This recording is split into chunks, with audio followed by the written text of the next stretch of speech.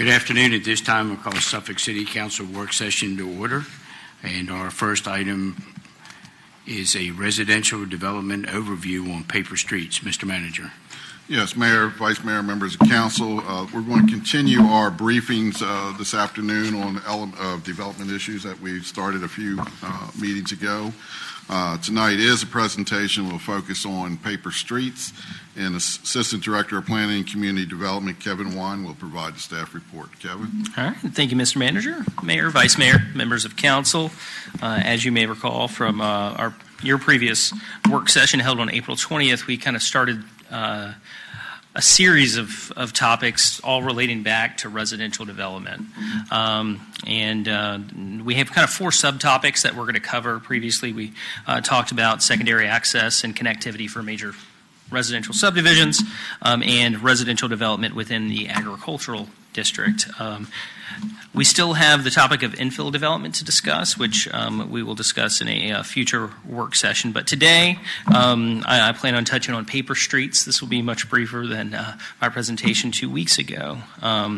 But this is a topic that certainly comes up often, and just wanted to provide an opportunity to discuss kind of the city's position and what are paper streets. So the first kind of most important question is what is a paper street? What are they? So the most basic answer, the most simple answer there is that they're streets that have been platted that exist on paper, but they've not been constructed. Meaning they've not been improved. There's no pavement, there's no curb and gutter, there's no sidewalk. A lot of times you can only visualize these if you see the plat associated with a piece of property to visualize that a paper street is actually there. Some are held by private owners, developers, individual property owners, and some are owned by the city. And this is most prevalent within Pughesville, where the city has interest in the right-of-way that is there, that is unimproved, and wishes to maintain its interest. On occasion, more often than on occasion, citizens, developers will approach the city regarding the purchase and its interest in the paper streets, and at this time the city's interest remains in these undeveloped platted streets for the logical extension of our public street network, or for a variety of other reasons. So here you have an example. This just so happens to be from Pughesville. And this is what a paper street looks like on a plat. The highlighted area you can see is Coltrane Avenue. This just so happens to be a 40-foot right-of-way. It exists. It is unimproved, and you can see that is noted on the survey as well. This just so happens to be a property line vacation plat, and you can see that Wise Street, which this parcel fronts on, is an improved 40-foot right-of-way. So that's how these look on paper. And this is a real-life physical example of what that Coltrane Avenue, as unimproved, looks like upon site inspection. The green area shaded roughly depicts on where that right-of-way would lead to. Obviously, there's zero indication upon physical inspection of the site that a paper street is there. In this case, we have the city mapping system that allows us to determine whether there's a paper right-of-way there, or in this case, a plat that's associated with the property that just so happens to be at this corner that shows us that there's a paper street there. Sometimes they are a little bit more prominent when observed with the eye upon inspection. This example also happens to be in Pughesville and is at the intersection of Wise Street and Clifton Street. What makes this one really prevalent is, one, it's cleared, but most prominently there's an overhead power line running right through it, and it's at the intersection of a portion on the other side of Wise Street that is improved. So sometimes you can see these with the naked eye very prominently. Many times you cannot. So I think it's important to note that paper streets are not just limited to Pughsville. They're all over the city. I think they're more prominent or discussed more often in Pughsville due to the fact that the city right-of-way that's unimproved. But outside of Pughsville, there are many platted streets where the city may not have any interest whatsoever. And generally, you see these types of paper streets in a lot of our villages. Generally, these have been platted as right-of-way or streets sometime many decades ago in an effort to provide access between varying properties, some that may be landlocked. And that once again, once we do the title work, or someone provides us that title work and we confirm it, the city has zero interest in. This just so happens to be an example from Driver. You can see the highlighted portions both show Lee Street, which is a unimproved variable width right-of-way, and then Bennett Avenue, which is also a 50-foot right-of-way unimproved. And these particular cases, the city has no interest in these particular streets. And this is on-site inspection what Lee Street, you just saw on the plat, looks like. Can't really tell there's a street underneath there. It looks really like nothing more than a driveway for a business to utilize. So paper streets certainly present some challenges, both to the city and property owners alike, and we're aware of that. The most prominent challenges include that in order to receive a building permit, property must have access. When a street remains unimproved, it does not have adequate access. Additionally, the city is not necessarily in a position to grant easements across its right-of-way to allow for access. So to build on a paper street, a developer must construct the street to current standards. And what that means is that if sufficient right-of-way doesn't exist, they're going to have to widen the right-of-way to 50 feet. That's important because a lot of our paper streets are not currently 50 feet in width. So let's just say hypothetically they're 30 feet. They're going to have to come up with an additional 20 feet in order to construct a road there to current city standards. Additionally, upon construction, this right-of-way would have to have curb and gutter, sidewalks, street lights, and public utilities run in it. Additionally, the constructed street must connect to existing right-of-way. The connection must connect to two intersection points or establish a proper turnaround for larger vehicles to include a cul-de-sac, potentially a T-turn or a hammerhead. So here's kind of a real-life example. Once again, we're in Pughsville, and this is Queen Street. You can see on this aerial where the right-of-way ends is no longer visible. I'm sorry, not the right-of-way, but the improved asphalt section of the street ends about mid-block. So if someone wanted to develop these lots that exist in our system, in order to gain adequate frontage, they would have to extend Queen Street to a logical intersection point. And that can be accomplished in a couple different ways, and I'll go over those here. But essentially to the next intersection point at a minimum with a cul-de-sac, if that's a viable option. That's probably not the preferred option. Generally, it is to tie back into a loop into the nearest intersection point. So in this example, the most logical intersection point would be to the north at Cole Avenue. And that would include, and what this image doesn't necessarily depict, is acquisition of right-of-way to get to an ultimate right-of-way width of 50 feet. So as promised, this was a much shorter presentation than last month. But at this point, I can turn it back to council and any questions you may have about this particular topic. Okay, thank you, Mr. Wine. Council, questions or comments? Councilman faucet. Not working, Roger. Yeah, There you go. You got me. Thank you. And Mr. Wise, thanks for the presentation. A couple of questions that come to me is, time after time, some of those Pewsville Civic League people have come forward in this council and made some rather interesting statements about people building on a paper street that is not conforming to the standards that we need. The other thing is well, we let developer build on a paper street, but we do not let the homeowner at one time that owned that piece of land that may have sold it off. My question is validation here.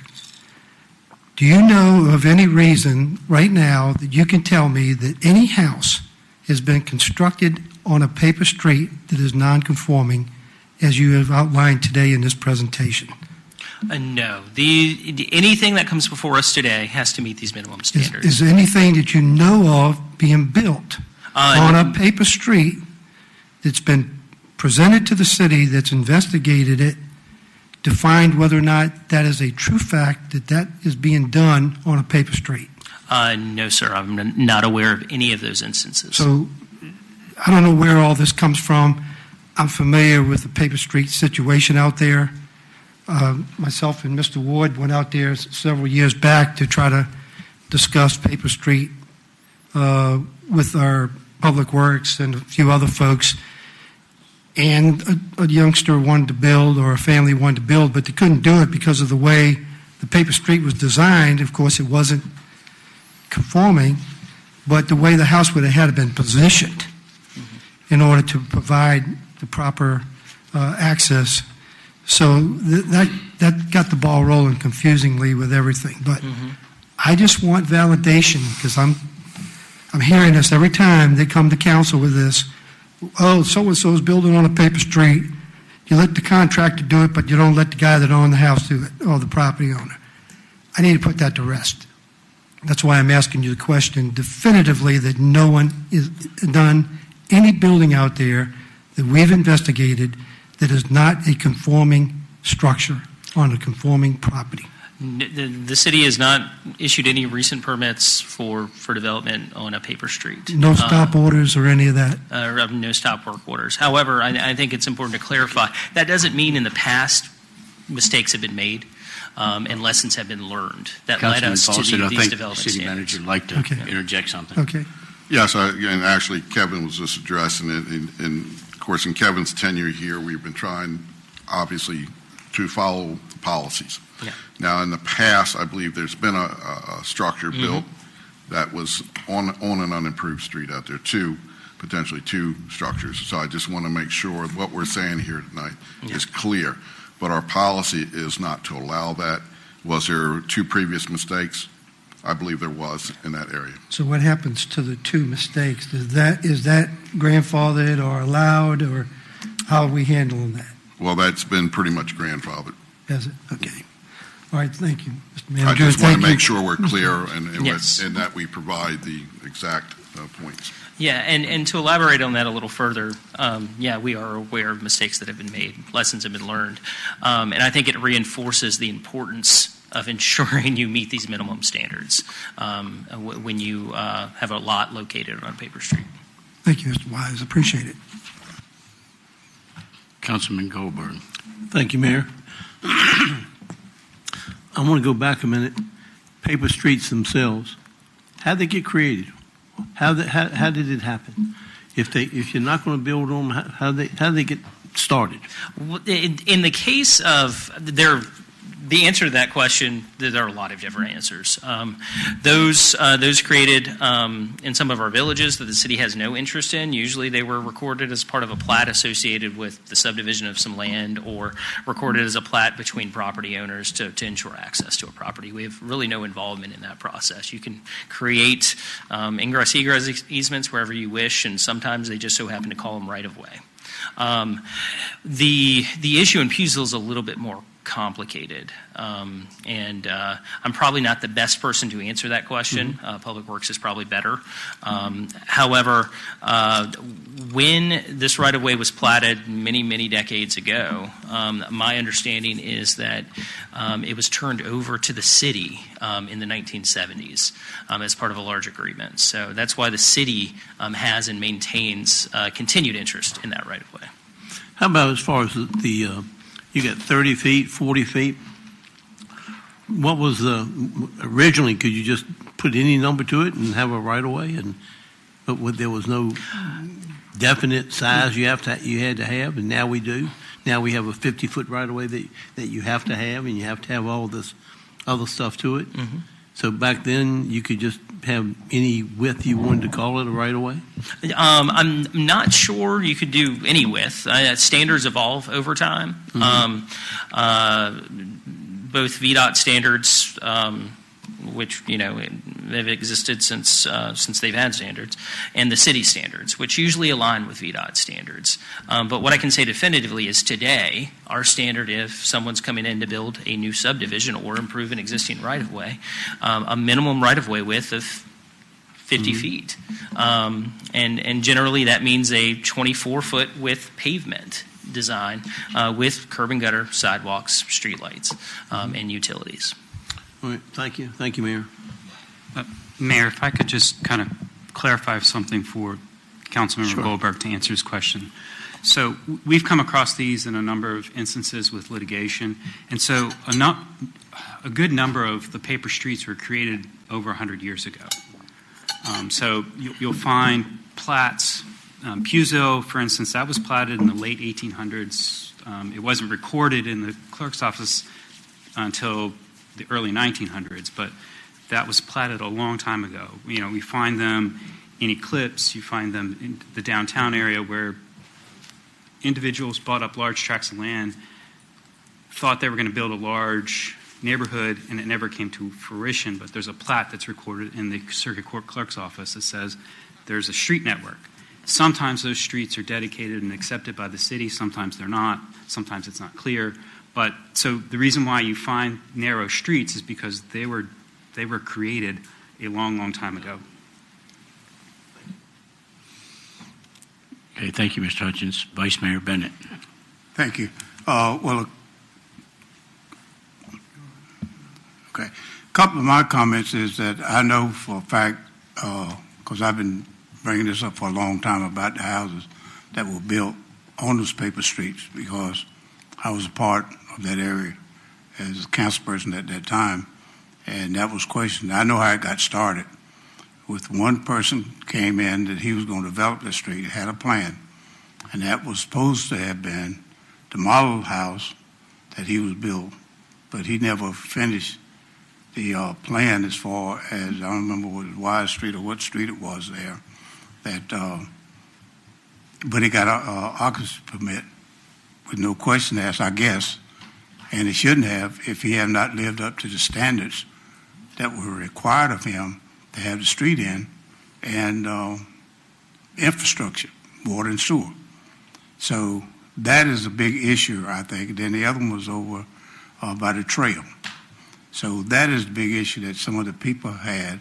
How did this person get there, get permits, get it approved, then CO, and other people can't get it. So that's the hard part. I think the people are really dealing with out there, and I can understand that. And I think you tried to explain it, but do we have anything in place wherein if someone come in with a permit on a paper street, really should be in the street, that you all don't research to make sure that it meets all the guidelines? That is 100% a part of our process to, one, verify that they have access on existing public right-of-way or some sort of legal means of access to the property. Okay. The other thing I know have happened out there, which have changed some, I think, because I knew some people wanted to build a house on a corner of a paper street, but the lot was deeded facing the paper street. So they had enough room to turn the house to Puesville Road, but wouldn't let them do it because the address and all was on the paper street. But eventually, I see they did end up, probably the developer. I don't know who bought it, but it did turn it where they could build a house. That's the other thing I have a concern with. If you're doing that for one person, then we make sure that we are doing it for everyone that comes in, the property owners that have those properties on those lots, that it can be turned to face the street that's already in the system. Certainly. And I'll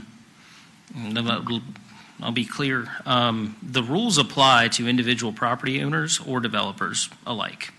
These are the standards as I outline them. If a property has access from an existing public street that's accepted in our system, maintained by the city, and they have enough lot width to orient it towards that side, that they would 100% be able to get a building permit and a certificate of occupancy. Well, that changed because they wouldn't let the person do that sometime back 5 or 6 years ago. They wouldn't let them do that. So I'm glad to hear that some of these things are changing. But I know in the old communities, when they was platted, they put paper streets in until it came in and put houses in there. So I think that's how a lot of the older communities have these paper streets, because it was platted as a neighborhood when it was platted. So therefore, the streets were there, but it was never developed on. So VDOT, before the city took it over, they never put those streets in the system, so they are still remains as paper streets. Am I in the right direction with that? Yeah, it's complex, but in a nutshell, those were originally platted as right-of-way. Eventually, they were in control of VDOT, and then ultimately turned over to the city of Suffolk. So the areas that remain unimproved are still 100% right-of-way owned by the city, just lacking the improvements of a required street. Okay, my other question is, I was told that sometime a person in the older neighborhoods or whatever want to put a fence up, or they have a survey plat, but they have to come in and get that. It's not good if it hadn't been done within the last 90 days. Is that a fact? Generally, a survey, the way it is with subdivision plats, for instance, they're good for 6 months. If they're not recorded within that period, then they've since expired. Surveys are generally the same. Seals on surveys are generally good for 6 months. Sometimes surveyors will reseal without having to do a physical survey again because they're comfortable that there have been no changes. But that's at the individual discretion of the licensed surveyor. So you're telling me I have a survey, I've been living my place, I would say 50 years. So my survey is no good any longer. We would have to look at the individual situation. We make those decisions on a case-by-case basis, depending on whether there has been any information that may have changed or that we have questions about. I don't quite agree with that one. I mean, if ever, look what it would cost people every time they want to do something. They have to go back and get a survey every time. That, to me, that's not right. If you have, I haven't had my property resurveyed since I bought it and built on it. So now what I'm hearing is, if I want to build a fence or do anything, I got to go back and get another survey to do that. Not necessarily. Not necessarily. Like I said, we look at it all on a case-by-case basis. We try to use logic when we apply associated regulations. So if that we can research evidence that suggests there have been no boundary adjustments through property records for something like building a fence, we could certainly honor any existing survey you have. Okay, thank you. Yes, sir. Councilman Ward, let me get you turned on here. Yeah. There you go. First of all, I'd like to thank the mayor for allowing us to extend this meeting from the last time you came. And I'd also like to thank the people that Pewsville have been coming out. as I sit here, this been going on for years, and I hope I don't, the way I said things, it gets twisted, but to hear what you're saying, one of the streets was Donald Street, where we allowed somebody to build. That was Donald Street. We had an African-American guy who owned that property. He wanted, like, I can remember, he wanted 2 houses to be built. He wanted to give it to his son, and we didn't allow that. And I think then we see this big house there being built. I think I'm right. And that's the same paper street. So you didn't allow this man who came from Florida but wasn't given to his son. Then next he got a big house there on the same street. Like you said earlier, and I thank the councilman for saying that. And somewhere we dropped the ball. And we saying grandfathered in, but I can understand once you build that house and make that money, you can always, it's already been done. Damage already done. You got the cash going in. Okay, that's not, so you saying that it's been going on. This has been going on for a while. I've been on council 10 years, and it's been going on before 10 years. And as I wasn't raised here, but I see that, and you asked this question, when they merge, Suffolk 2.5 square miles, when they merge, they become 435 square miles. And the counties and the villages suffered. So when you said a paper street, when it came on, you still allowed them to build, and the street didn't change. So what I'm saying, I'm just a little confused because the same rules and law all we're going to do is the same thing that should have been done before. Now we have all these paper streets. These developers came in and made their money. Now we want to say we made a mistake. But the people that had to make their own path. The path became a street, as far as I'm looking at it. It had to come a street. When you were in the woods, but you build a house and you had to get from there to there. So that path became a street. And we have people working, inspectors and everything else. You didn't. And I wrote down that because you said one village we don't have an interest. At least we don't have an interest right now. Okay, that's fine. I don't know how much development going on. But all of a sudden, when Pewsville become an interest in building, that's when the city take. Now we got an interest. I mean, I'm just kind of mixed up with that. You know, it's because you could sit there and not you, but it been times when developers with the money come in and build on the same street that the person who lived there didn't have the money. So how do we can't change wrong. We can't change with people's lives. I'm a problem idea. But what do we do with the people now who have this situation going on? And the first thing what I'm hearing is that some of the people couldn't build or make that road because they didn't have the money. So they had to almost sell, okay? They're back against the wall, so in order for it to be a street to maintained by the city, you have to you had to make a road. Okay, so guess what? I'm sitting here thinking, said, they was right all the time. We was wrong. Because somehow those same people lost their house and they couldn't build a house. And I'm sitting here because this just didn't happen 10 years. They've been going on 30 years. And it took these people to come up night after night, I mean, council after council.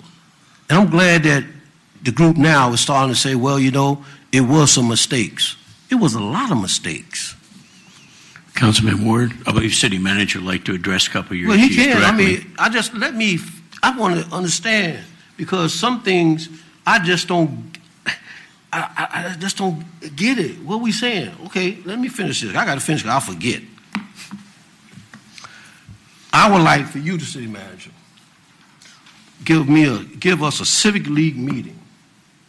What you telling us now, I want this civic league, I want to know that the community of Pewsville be allowed to have a meeting, and let's see where we going forward to this. Because just like you said, now it's not going to be this. Now, let's see what's going forward. It got such a mistrust in our city about our way we do business with the residents and the developers. Just like when we at the pond, you know, we at that street that we tried the houses with the two houses. I'm getting information like saying, make sure they don't build no houses there. And I'm saying, no, they ain't gonna build no houses. We have a big mistrust. Now you come to me and talk about you all of a sudden got an interest in a community that was like this. It's hard for me to try to get this, you know, we got to do just more than come up here and say we made a mistake. I think they deserve better, because some of the people who had to suffer and can't do this and that, what are we going to do? I always like to ask, how much would it cost for us to make sure these streets are streets that we own, whatever? And you say now we own some paper streets. Wow. We're going to own a paper street as a city and don't do nothing? Let's get me a little bit. Okay, you can go ahead, sir. Well, first thing, going back to the city attorney when we talked about ownership, and of course these were platted again 100 years ago, and we got them through the devolution agreement with VDOT, so we acquired them. And when we talk about interest, we're talking about ownership interest in those, and we've always had that since the devolution agreement. So, and of course, we've talked about other paper streets that we do not have an interest in because there's a private individual has underlying interest. Now, going to the point, there was 2 homes, is my understanding, that somehow was built. I mean, that's an issue that occurred. But under our current policies, we're looking to ensure that we follow the current policies. And our current policies or guidelines that we have is that the street is improved before you can, you know, get a CO on a home. It has water, sewer, curbs, gutters, everything that Kevin laid out. Now, the key to that is these are paper streets, are unimproved, and we don't generally do capital projects that would drive development of that nature. So, unless now we're starting to get into, I would consider policy questions of, do we go out and build streets, no matter where they are, for residentials where we have an interest in the street? Or do we look at our standards a little bit? But then if you do away with drainage and curb and gutter, somewhere down the road, you're doing drainage and curb and gutter. We're already doing that in some other areas of our city. So there's a lot of questions here, and then trying to, and of course, Kevin got to deliver the presentation, and I'm trying to, Kevin's been with us, you know, several years, but he wasn't here when some of these issues occurred, and I'm just trying to point that out. We did make a couple mistakes in the past as a city. So, but as we move forward, we need to be consistent with everyone. And that's my statements, Councilman. Mayor? Go ahead, yeah, I got you. Let's get it straight. I agree with what you're doing. It's admirable. We're going to start correcting what we have not done in the past, but you still have people who was effective. We got some of the developers. I think one of the council mentioned it. All he did was change the interest for he can build a house in Pewsville on a paper street. His interest was on the paper street, so he just changed it, put it up there. I mean, we just can't let the developers, because they got the money, we already know what they're doing. So we just dropped the ball many ways. And I don't know nothing about building. You got some people who know about building, but what I'm saying, this been going on in Pewsville for a while. I just want to get it straight. That is one way works for everybody. And I thank you all for getting it out there. They came up here for months, and we listened, and we listening, and some years we ignored them. It just happened this year, we start paying attention. Because this been going on. And like I said, some of the land, some people they don't have the money for this. They don't have the money. So okay, you want to say grandfather, really be a grandfather? Since you ain't got the money, do like everything else, put on a payment plan or something. But we just can't say, okay, we made a mistake. Them people have somewhere, they need somewhere to live, so they build it anywhere. And they just didn't care. They probably didn't expect this. This been going on for a while. That's what I'm saying. I might look at it different. This been going on for a while. And some of the other villages, that's not Pewsville. But as long as you come like you're doing now, that's great. We can come up with this way it's done. Developers friend, developers family. It's not going to be done like that no more. It's not going to be done like that no more. So, like I said, I thank you for coming up there, and I thank the mayor for allowing us to speak on this, because this is an important situation for the people that live in Pewsville and been going through this for a while. And that's the way I'm looking at it. Everybody don't have to look at it the same way. But when you ride down there and see these streets, and you look and see some developer putting asphalt down, didn't get permission to do it. They still doing it. Put rocks down. I mean, it's things that they going on. And anytime you're a developer, you see the weakness or see that we're not paying attention, and they do some of the things that's legal, and we get around what we want to do. But like you said, I'm going to leave that alone. I'm glad that you're doing it. Thank you so much. Thank you, city manager. But we need to sit and let the people of Pewsville know what's going to be happening from now on. And this way, nobody feel like somebody's taking advantage of them. That's what I would like, for you to come, and let's have a civic league meeting. And ain't no wrong with admitting that it was some mistakes done. I think they'll take it better, saying like all the time y'all was saying y'all wrong. But I think that'll be good. I think it gets a good question, then they get a better understanding that where the city is going forward with that. Thank you. Councilperson Butler Barlow. Thank you, Mayor. I just have a couple of questions to try to understand this better. So we have these paper streets that have been here for 100 years. Are they all old like that, or do we ever still create new paper streets?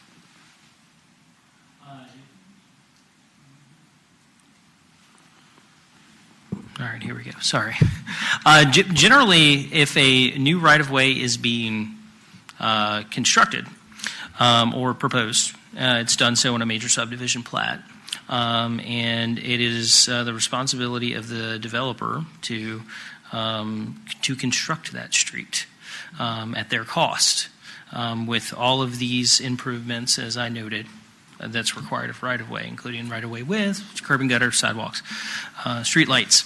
And they'll actually provide us a bond or some sort of surety to ensure that it's constructed, that we hold until we accept it into our system, and then they provide us a defect bond for it. At this point, other than ingress-egress easements that are sometimes platted on between property owners, which the city would have no interest in, those are the only types of paper streets that are now platted. Then certainly no new right-of-way that is dedicated to the city would be accepted without the improvements being made within them. Okay. All right, and I have kind of a related question, but so we have these paper streets and we have homes on paper streets. Are the existing houses that are on these paper streets, are those citizens treated any differently than people that are, I mean, these are houses that existed and, there are no improvements. They live on a dirt road and they continue to live on a dirt road. How do we handle that? How do we, those houses are already there. It's not a vacant dirt road with no development on it. So, is there any different way those folks are treated? I mean, do they have standards they have to meet just because they live on a dirt road? I mean, maybe I'm not asking that clearly, but I mean, we clearly, these are houses that were built before we had some of the other rules. And so these folks are never going to have any improvements, or they're just going to continue to live. And hopefully, maybe they want to continue to live just like that. They don't want any improvements. But I'm just wondering if, what are the standards on something like that? With grandfather situations like that, I'm not sure they're necessarily standards that come into play. They exist. When it comes to ways that they're kind of impacted by the predicament that they're in, they'd have to bring their trash cans to the nearest public street. Their mailbox is traditionally on the nearest public street. Those are some of the, I guess, inconveniences associated with their situation. Those are the key differences. But if somebody owned a lot on a paper street and wanted to build on it, and they've owned it for a long time, and they know all of those issues, and they have neighbors that live on that same dirt road, what are they going to be allowed to do that? To do something similar to that? Yeah. No, because the primary issue there is the city is not necessarily granting easements through its right-of-way to get to homes. So they don't necessarily have legal access. Right. But if it's a private road? If it's a private road that exists, some sort of ingress-egress easement that they have that allows them access to their property, and it's a legal lot that exists currently, then they would, under those same circumstances, be able to construct a home on it. But the key difference being that it's not a newly created lot. Not a newly created lot because new lots have to have frontage on a public street, aside from family transfers, which we talked about 2 weeks ago. Additionally, the key difference there is they have to provide us some sort of documentation that they have legal means of ingress egress to their property through a deed or plat. Okay, thank you. Councilman Johnson. Kevin, I was a little late. Back up 1 second and tell me, how many paper streets are there in that city total?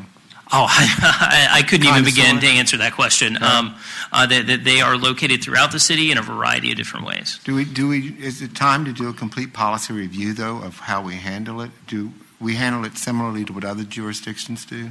I think that our policy moving forward is based on that good guidance that we've received over the years to ensure that when development occurs, it does so with our current standards. So when streets are constructed, we have minimum standards, and it is certainly the preference that the majority of properties in our city have adequate public road frontage. Well, is there any way that we could coordinate with property owners? If you've got 10 property owners on a paper street that none of them can get the money together, is there a way for them to use public assistance of some type, or if we could possibly offer some type of help? Put some of these things to bed? I mean, there are a variety of options there. Obviously, I think that is ultimately a call of council if they'd like to appropriate money towards a project of that nature. And do we shut down city-owned public streets on a regular basis? If we own the public street and we don't see a future use for it, can we just dissolve it? That would take an action of city council through a street vacation. We have done it before, but I'm saying, could there be a push to clean some of this up somehow, or does it make any sense? I think you'd look at the issue on a case-by-case basis. We see street vacations most often, probably within the downtown area, where there were alleys that existed that are no longer utilized, that a property owner would like to control for a variety of reasons. Okay. Thank you. Thank you. Councilman Williams. Yes, Mayor. Mr. Wise, thank you for your presentation. It's all about fairness to me. Fairness. I do understand that some of these streets was platted maybe 100 years ago or 20 years ago. Whatever the case, the standards at that point or that time were what they were then. And now we're talking about the new standards, the 50-foot street right away, and the improvements, which are great. But as it relates to being fair, it's not, in my opinion, it's not being fair to those individual property owners. Because if the property owner, if I own the property facing Pewsville Road, and then on one of the side street, paper streets, someone else owns that lot, and then I own the one next to it, and I want to improve or build on that lot, you're telling me I can't do it unless I do the necessary improvements, curb, gutter, lights. The average homeowner can't afford that. So that's forcing them to have to sell to the developers. That's not right. If we're talking about property that has been owned by families for 50 years or more, now you have someone has moved to New York, they want to come back, and they want to live on that street. They can't build there. They can't afford to build on that property because of the improvements. That's not right. That's not right. Now they're forced to sell to the developers. That's not right. We need to rethink that because we need to be fair across the board. Everybody doesn't have $1 million to do the improvements.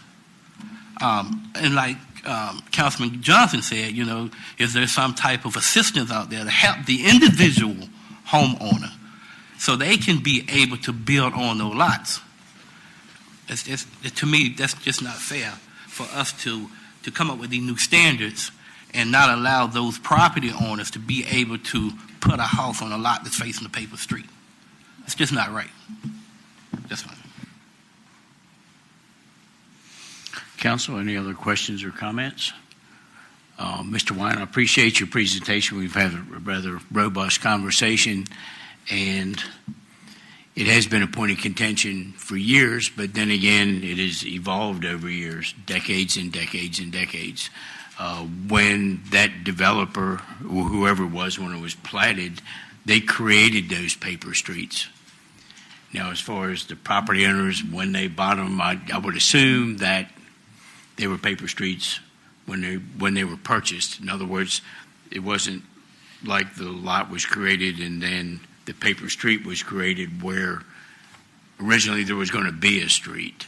I think it's absolutely imperative, and I know we did, we made a couple of errors in the past, and the city manager didn't,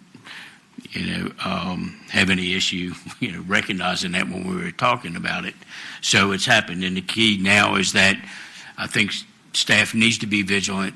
They need to ensure that everybody's treated fairly and equitably as we move forward.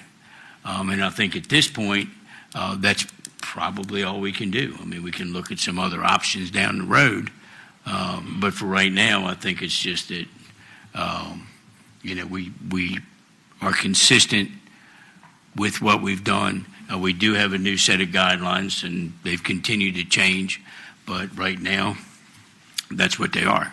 And I guess if this council later on wants to change those guidelines, it's something that we can talk about. But if there are not any other comments, thank you very much, Mr. Wine. I appreciate it. I'm sorry. Would you like to say, Councilman Williams? Yeah, I would like to say, based on what you just said, true, it was platted 20 years ago, 100 years ago, but those were the standards when it was platted. That doesn't change the fact that when it was platted, those were the standards. So why should an individual be punished according to today's standards? Because the average person just can't do it. And they would like to move to Pewsville. They would like to continue to stay in that neighborhood. We just need to come up with a way to make it right. Councilman Goldberg. Thank you, Mayor. Just responding a little bit to the conversation and what you said, Mayor. It's not the city's responsibility to build the streets for individuals or for developers.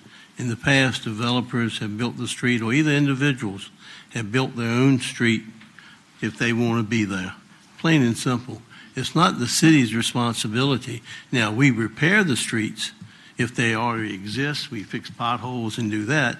But if you think about it a minute, if the city was to create and build all the streets, just build them, and it'd be impossible. Now, the state gets involved in this and so on, but it's not the city's responsibility to build on these paper streets. These streets were bought, and if the individual wants it, then that's their responsibility, just like anything else on your own property. If you want to build a shed on your property or whatever. So that's kind of the way I see it. Thank you, Mayor. Council, any other questions or comments? Okay, thank you very much, Mr. Wine. At this time, I believe we have a motion for a closed meeting to be considered. Madam Clerk, will you please read the motion? Item 1, pursuant to Virginia Code Sections 2.2-3711A1 and A8, the consultation with legal counsel employed by a public body regarding specific legal matters requiring the legal advice of such counsel, and the discussion, consideration, or interviews of prospective candidates for appointment and the assignment, appointment, and performance of specific officers or appointees of the city, specifically the appointments for the Clean Community, for appointments to or vacancies or term expirations for the Clean Community Commission, the Community Policy and Management Team, the Early Childhood Development Commission, the Hampton Roads Planning District Commission, the Human Services Advisory Board, the Local Board of Building Code Appeals, the Paul D. Camp Community College Board, the Sister Cities Commission, the Southeastern Virginia Alcohol Safety and Action Program, Tidewater Youth Services Commission, and the Western Tidewater Water Authority. Item number 2, pursuant to Virginia Code Section 2.2-3711A3 and A8, the discussion or consideration of the acquisition of real property for a public purpose or of the disposition of publicly held real property when discussion in an open meeting would adversely affect the bargaining position or negotiating strategy of the public body, and consultation with legal counsel employed or retained by a public body regarding specific legal matters requiring the provision of legal advice by such counsel regarding tax map parcel 10*46. And item 3, pursuant to Virginia Code Section 2.2-3711A8, consultation with legal counsel employed or retained by a public body regarding specific legal matters requiring the provision of legal advice by such counsel regarding legal issues related to minor subdivision approvals. Council? Councilman Fawcett? Move to approve, Mayor. Motion for approval from Councilman Fawcett. Do we hear a second? Here we go. Councilperson Butler Barlow. Second. A second by Councilperson Butler Barlow. In discussion of the motion. Hearing none, council members, prepare to vote. Please vote. Madam Clerk, please record the vote. The motion is approved by a vote of 8-0. This work session is adjourned, and we will reconvene at 6 p.m.